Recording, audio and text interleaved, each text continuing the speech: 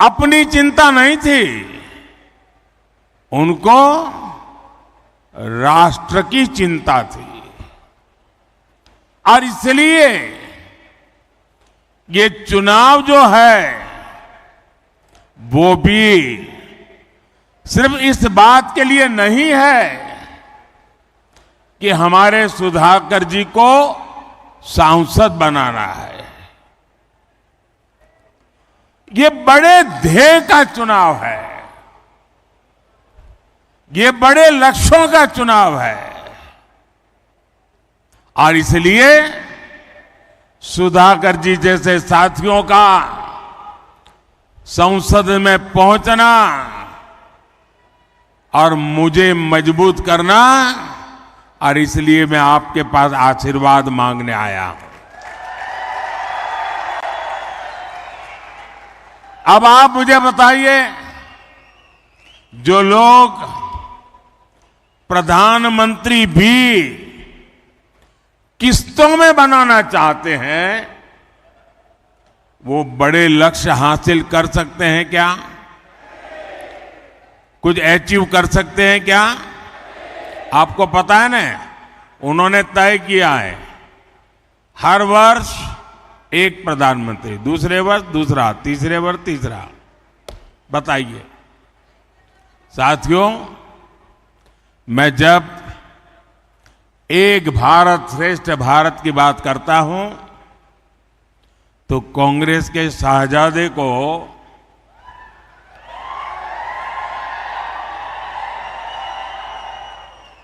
बुखार चढ़ जाता है। कहते हैं कि मोदी एक भारत की बात क्यों करता है?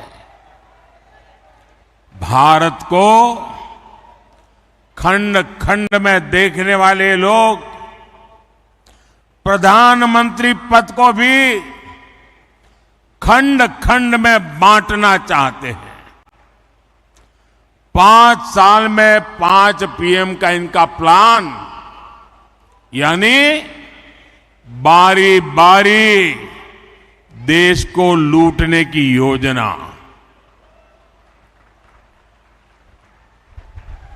मैं जरा लातूर के भाई बहनों से पूछना चाहता हूं,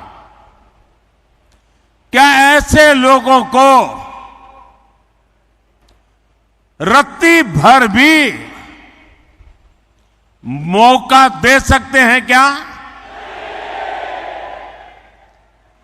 दुनिया के इस चुनौतीपूर्ण समय में क्या हम देश को अस्थिरता में झोंक सकते हैं क्या? भाइयों और बहनों, कांग्रेस ने आपको लूटने का भी एक बहुत खतरनाक प्लान बनाया है। कांग्रेस कहती है कि वो पहले देशवासियों की कमाई का एक्सरे करेगी, फिर आपकी संपत्ति पर कब्जा करेगी और फिर उसे अपने वोट बैंक को बांट देगी। आप मुझे बताइए, आप अपनी संपत्ति कांग्रेस को देना चाहेंगे क्या? उनकी सरकार कब्जा करना चाहे, कब्जा करने देंगे क्या? ये आपकी गाढ़ी कमाई, मेहनत की कमाई, उसको लूटने देंगे क्या? साथियों, कांग्रेस की नजर सिर्फ आपकी वर्तमान कमाई पर ही नहीं है, लेकिन आप जो संपत्ति अपने बच्चों के लिए जोड़ रहे हैं, उस पर भी कांग्रेस गीद नजर लगा करके बैठी हुई है। आपने सुना होगा उनके महाशय क्या कह रहे हैं। अब हमारे देश में तो हम लोग खुद मेहनत करते हैं, भोग नहीं करते हैं, जरूरत से ही जिंदगी पूरी करते हैं और पाई पाई बचाते रहते हैं, हमारे स्वभाव में है।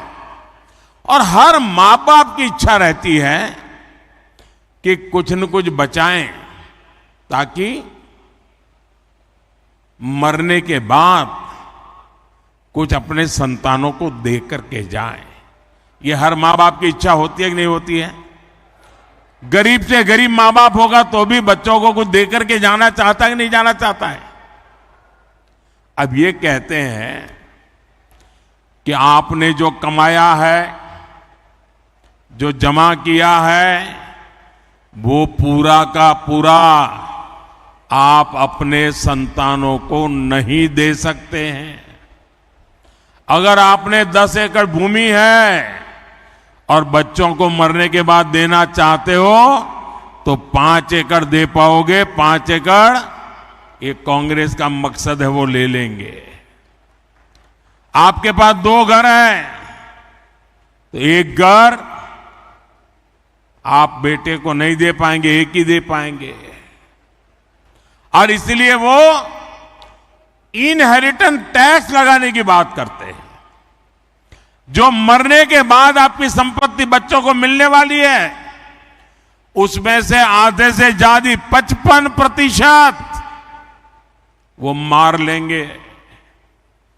क्या ऐसे कातिल पंजे जो आपकी मेहनत की कमाई को लूटना चाहते हैं, ऐसे पंजे को कहीं पर भी जगह मिलनी चाहिए क्या? आज पूरा देश जानता है ये कांग्रेस पार्टी के शाही परिवार ने अपने बच्चों के लिए कौन सी विरासत छोड़ी। ढेर सारा पैसा, देश के प्राइम लोकेशंस की जमीनें, पावर और प्रिविलेज, और कांग्रेस पार्टी के शाही परिवार ने 6 दशक में देश को कौन सी विरासत दी? देश को विरासत में वो गरीबी के सिवा कुछ नहीं दे पाए हैं। अरे शौचालय जैसी मूलभूत सुविधाओं का अभाव। साथियों, आज आप किसी भी दिन अगर टीवी देखिए, अखबार उठाइए, ऐसी अनेक खबरें होती हैं जो बताती हैं कि हमारा देश, भारत कैसे तेजी के साथ आगे बढ़ रहा है। और अभी शिंदे जी कुछ वर्णन कर रहे थे।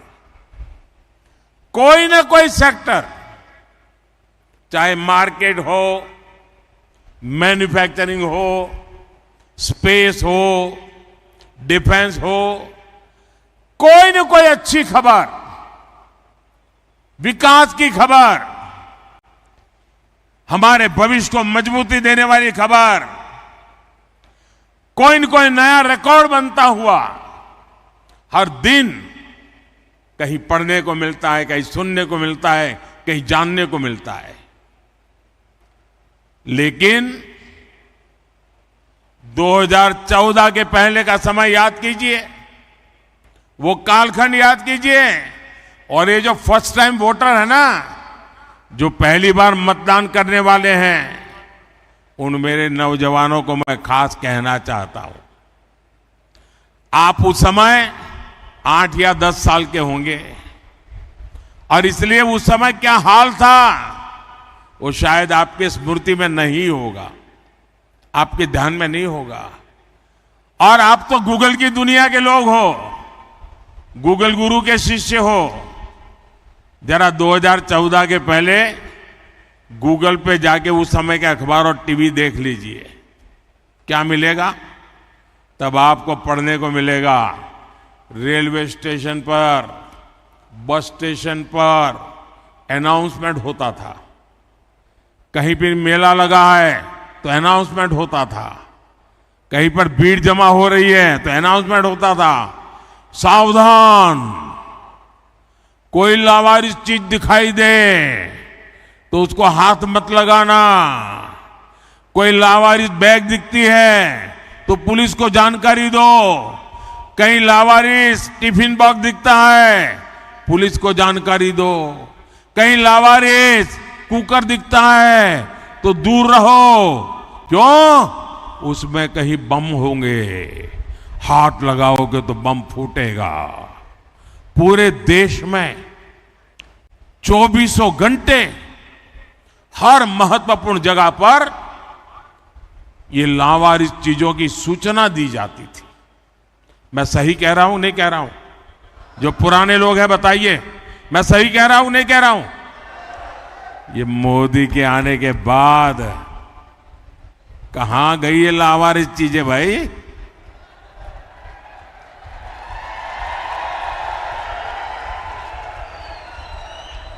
देश तो वही है।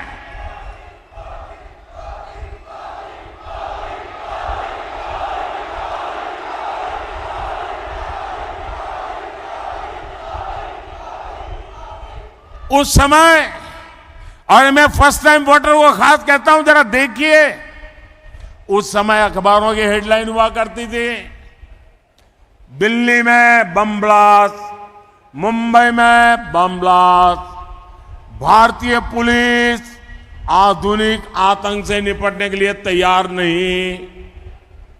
आज भारत अपनी सीमाओं पर आंख उठाने वालों को मुंह तोड़ जवाब देने के लिए जाना जाता है। कांग्रेस के उस दौर में हेडलाइन होती थी, भारत ने मुंबई आतंकी हमले पर पाकिस्तान को एक और डोजियर सौंपा। डोजियर सौंपा, ये बहुत बड़ी खबर होती थी। हमारे कुछ ऐसे मीडिया में बैठे लोग थे, वो भी ताली बजाते थे, हाँ देखो डोजियर भेज दिया, मतलब घटना की फाइल भेजना। आज भारत डोजियर नहीं भेजता है, आज भारत घर में घुस करके मारता है।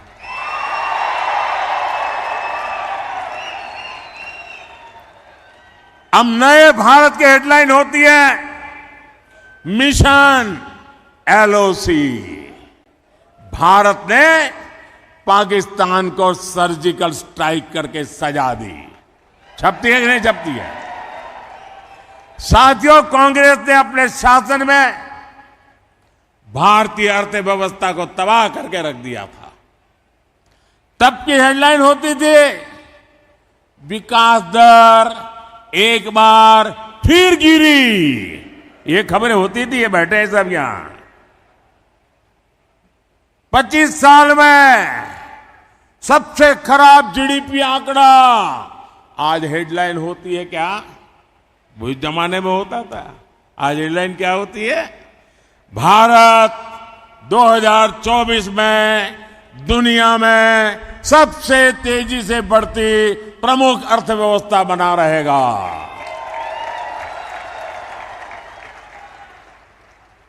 कांग्रेस के राज में हर सुबह हम अखबारों में एक नए घोटाले का नाम पढ़ते थे। हेडलाइन होती थी, कोलगेट कोयले में इतने लाख करोड़ का घोटाला। अब आज हेडलाइन क्या होती है? आज भ्रष्टाचारियों के लिए हेडलाइन होती है, आप जानते हैं। आज हेडलाइन होती है, आज यहां से इतने करोड़ पकड़े गए, आज इतने करोड़ वहां से पकड़े गए। आज नोटों की गद्दियां गाड़ी के नीचे से पकड़ी गई। आज इतने रुपयों का ढेर गैराज में से पकड़ा गया। ये खबरें आती है कि नहीं आती है? और आपने मुझे ये काम के लिए बिठाया कि नहीं बिठाया है? ये काम मुझे करना चाहिए कि नहीं करना चाहिए? और आज ये माल लूटने वाले जेलों के सलाखे में सड़ रहे हैं जी। और मैं देशवासियों को आश्वासन देता हूं, गारंटी देता हूं, जिन्होंने देश को लूटा है, जिन्होंने देश को लूटा है, उन्हें लौटाना ही पड़ेगा।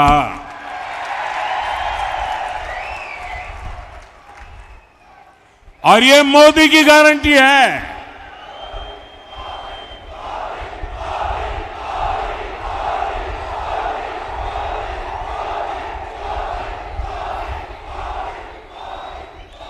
साथियों, हमारे देश के लोग हमेशा से ही परिश्रमी रहे हैं। हमारे देश का युवा हमेशा टैलेंटेड रहा है, लेकिन कांग्रेस ने 60 साल तक भारत के युवाओं के सपनों को, भारत के नागरिकों के सपनों को कुचलने का पाप किया है। कांग्रेस ने सिर्फ एक परिवार की सोची, मोदी देश के हर परिवार की सोचता है। मेरा भारत, मेरा परिवार। मैं चाहता हूं कि देश के नागरिकों के जीवन से सरकार का दखल पूरी तरह समाप्त हो जाए, और इसलिए हम पुराने जो बेकार हो चुके कानून हैं उनको समाप्त कर रहे हैं, पुराने नियमों को आसान बना रहे हैं। पिछले साल ही हमने 40,000 से ज्यादा कंप्लायंसेस को खत्म किया।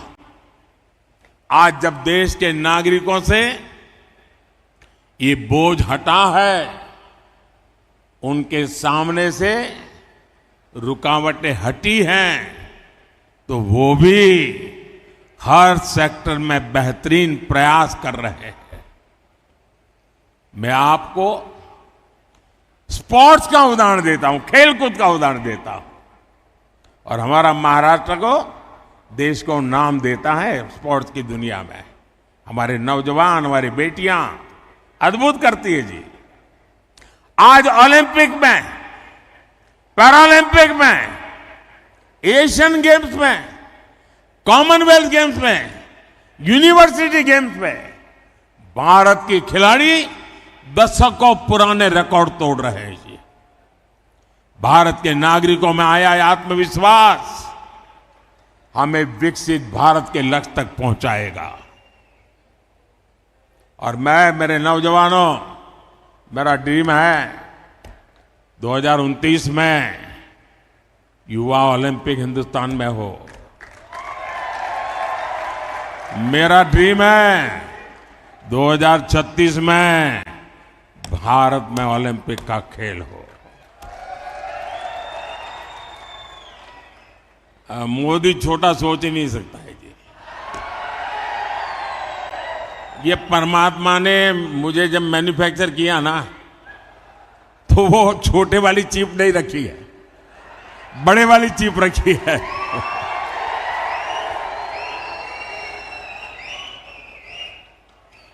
साथियों, लातूर की ये धरती हमें सिखाती है कि बड़ी से बड़ी आपदा से कैसे निकला जाता है। हमारे देश में भी करोड़ों करोड़ लोग ऐसे हैं जिन्होंने पीढ़ी दर पीढ़ी बहुत आपदा झेली है, संकट झेली है। ऐसे साथियों के लिए ही संविधान में आरक्षण की व्यवस्था की गई थी। एक ऐसी व्यवस्था है जिसे कोई नहीं छीन सकता। और मेरा तो दावा है, खुद बाबा साहब आंबेडकर आकर के भी अब इसको नहीं छीन सकते हैं। लेकिन कांग्रेस अब SC, ST, OBC के आरक्षण को कम करके अपने वोट बैंक को देना चाहती है। इस बार कांग्रेस का मैनिफेस्टो, उस मैनिफेस्टो पर मुस्लिम लीग की छाप है। इसलिए महाराष्ट्र के लोगों को, लातूर के लोगों को ये कांग्रेस से बहुत सावधान होने की जरूरत है। साथियों, कांग्रेस ने कभी एससी, एसटी, ओबीसी नेतृत्व को आगे नहीं बढ़ने दिया। कांग्रेस के मोदी से चिढ़ने की एक वजह यह भी है कि मोदी दलित, पीड़ित, शोषित, वंचित की बात करता है। आप पिछले 10 सालों में देखिए, 10 सालों में एससी, एसटी, ओबीसी के सबसे ज्यादा MP, MLA Bharatiya Janata party और एनडीए के साथ है। केंद्रीय मंत्रिमंडल में 60% से ज्यादा मंत्री एससी, एसटी, ओबीसी समाज से है। आज देश का एससी, एसटी, ओबीसी समाज मोदी पर, बीजेपी पर इसलिए भरोसा करता है क्योंकि 10 साल में ऐसे करोड़ों परिवारों का जीवन बदला है। किसी को मुफ्त राशन मिला, किसी को मुफ्त इलाज मिला। ऐसे करोड़ों साथी हैं जिनको अनेक पीढ़ियों के बाद उनका पहला पक्का घर दिया। एससी, एसटी, ओबीसी परिवारों के ऐसे लाखों नौजवान हैं जिनके पास बैंक को गारंटी देने के लिए कुछ नहीं था। उनकी गारंटी मोदी ने ली। मोदी ने ऐसे करोड़ों युवाओं को मुद्रा लोन दिया और आज वो अपना कारोबार कर रहे हैं। ऐसा हर युवा आज कह रहा है, फिर एक बार, फिर एक बार, फिर एक बार। साथियों, 2014 और 2019 में आपने हमें भरपूर आशीर्वाद दिए, आपने जनादेश दिया था। हमने उसका उपयोग किसी से कुछ छीनने के लिए नहीं, बल्कि देने के लिए ही किया है। हमने एससी, एसटी का आरक्षण, जो पॉलिटिकल फील्ड का रिजर्वेशन है, हमने 10 साल आकर के बढ़ा दिया। हमने ओबीसी कमीशन को संवैधानिक दर्जा दिया। हमने मेडिकल की परीक्षा में ओबीसी को आरक्षण दिया। हमने आपके जनादेश का सदुपयोग करते हुए देश की नारी शक्ति की दशकों पुरानी मांग को भी पूरा किया। एनडीए ने लोकसभा और विधानसभा में महिलाओं को आरक्षण दिया। इतना ही नहीं, एनडीए ने किसी का हक छीने बिना सामान्य समाज के जो गरीब परिवार के संतान हैं उनके लिए 10% आरक्षण दिया। यानी एनडीए सरकार सामाजिक न्याय को ताकत देने वाली सरकार है। कांग्रेस और एनडीए अघाड़ी वाले जो झूठी बातें फैलाते हैं, उनके मन में खोट है। इस झूठ की आड़ में वो बड़ा खेल करने की फिराक में है। भाइयों और बहनों, देश पर लंबे समय तक राज करने वाली कांग्रेस और समस्याओं के बीच एक अजीब रिश्ता है। कांग्रेस और समस्या ये जुड़वा भाई हैं। कांग्रेस कभी भी किसी समस्या को खत्म करने का प्रयास नहीं करती, क्योंकि लोगों की परेशानी से ही वो वोटों की फसल काटती है। यहां लातूर में लंबे समय तक पानी की समस्या रही, लेकिन क्या कभी कांग्रेस ने इस समस्या का स्थायी समाधान का प्रयास किया? हर घर पानी, हर खेत पानी पहुंचाने के लिए हम मिशन मोड पे काम कर रहे हैं। यहां पहले देवेंद्र जी के नेतृत्व वाली सरकार हो या फिर अब एकनाथ जी शिंदे की सरकार हो, पानी पर हम विशेष बल दे रहे हैं। लेकिन कांग्रेस ने हमेशा पानी की योजनाओं को लटकाया है, भटकाया है।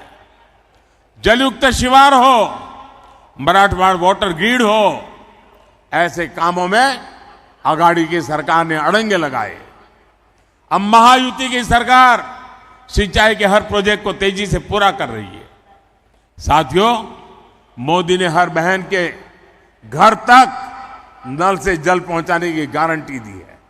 मुझे खुशी है कि महाराष्ट्र के 20,000 से अधिक गांवों में 100% नल कनेक्शन पहुंच चुके हैं और यहां लातूर में भी हर घर नल से जल का लक्ष्य ज्यादा दूर नहीं है।